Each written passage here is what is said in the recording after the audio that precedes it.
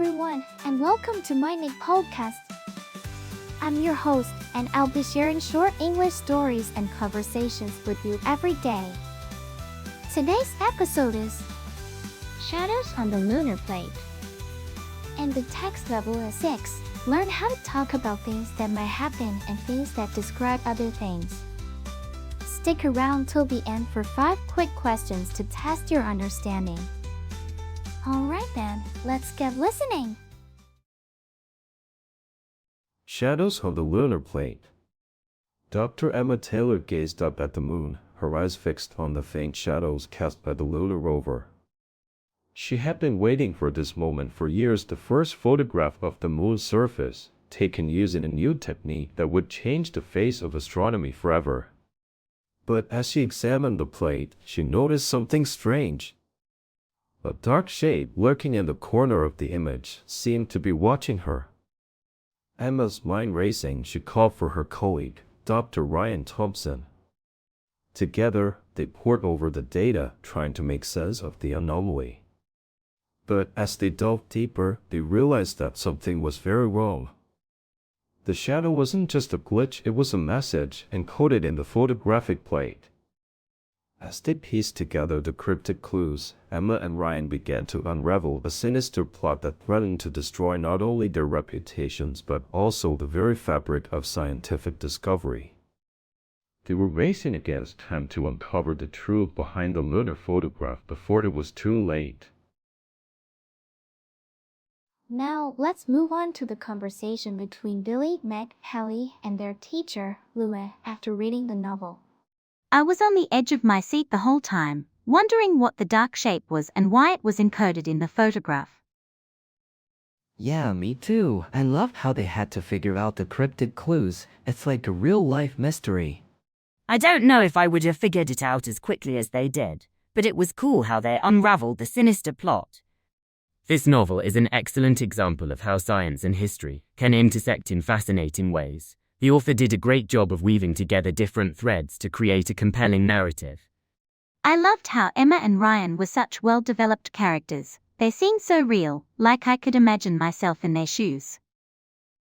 Yeah, and the way they worked together as a team was really cool. It's not just about being smart or talented, it's also about collaboration and communication. I don't know if I would have liked the ending as much if I hadn't been so invested in the characters, but overall, I thought it was a great read. This novel is an excellent example of how science and history can intersect in fascinating ways. The author did a great job of creating tension and suspense throughout the story. Now, let's test your understanding of the novel and the dialogue with 5 questions. Question 1.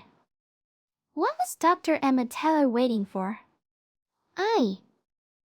A new technique to change astronomy forever. B. The first photograph of the moon's surface. C. A dark shape on the lunar rover.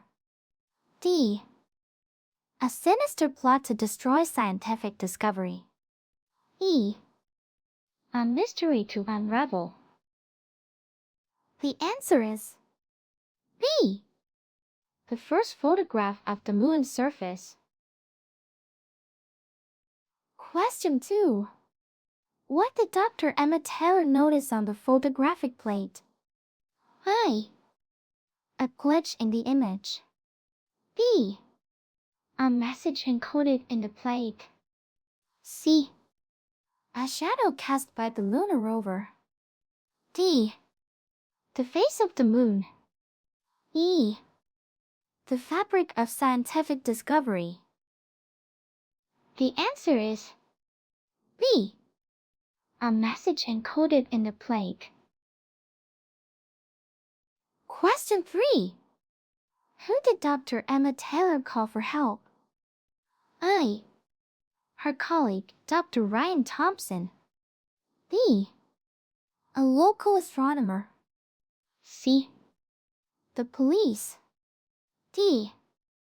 The author of the novel. E. No one. The answer is A. Her colleague, Dr. Ryan Thompson. Question 4. What were Megan and Billy excited about in their discussion? A. The lunar rover's journey to the moon. B. The discovery of a new planet. C. Figuring out the cryptic clues. D. Watching the lunar photograph being developed.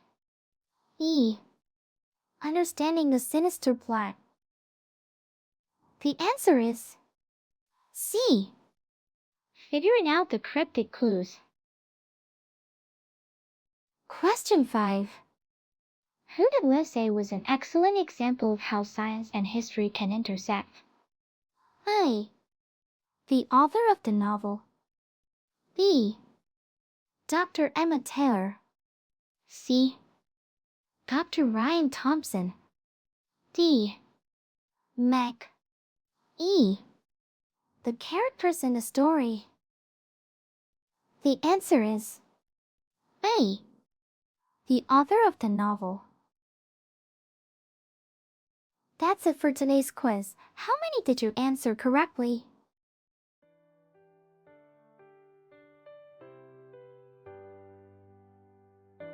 Thanks for tuning in to my channel today. I hope you enjoyed the stories and conversations and found the quiz challenging yet fun.